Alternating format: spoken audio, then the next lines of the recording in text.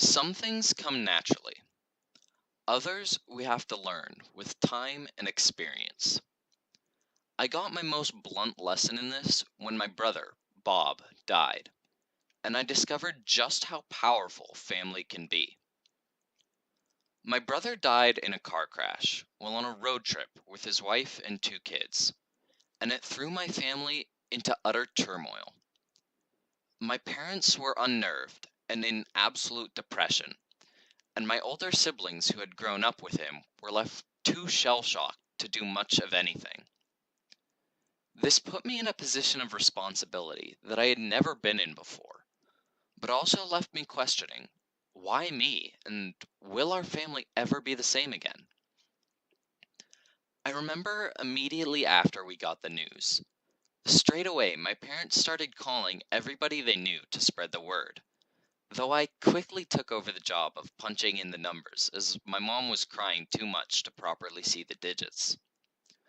Within minutes, everyone that could was home, and after we finished making all the calls, we all sat down in a circle on my parents' bed and said a rosary.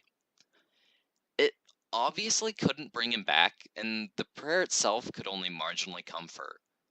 But being there with people that cared so deeply for each other and so deeply for myself made all the difference to each of us. A few days later, my oldest nephew was moved to a hospital in Seattle, and my dad and I followed him there. Even though he was unconscious and being kept so, we ensured that either myself, my dad, or my aunt were there by his side 24 hours a day.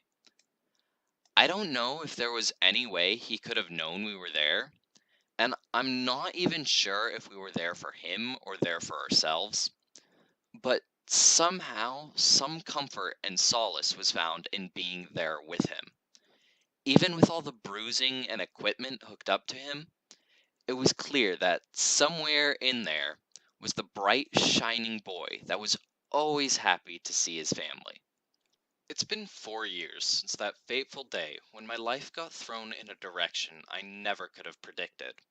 And I know for a fact that I'm not the same person coming out of it as I was going in.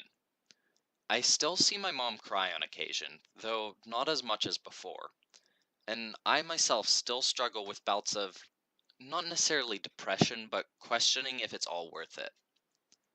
That said, without my family and the support of friends that at this point might as well be family, I never would have lasted. It's been a tough 4 years, but I know that with the help of those that I care for and care for me, I will strive and I will survive.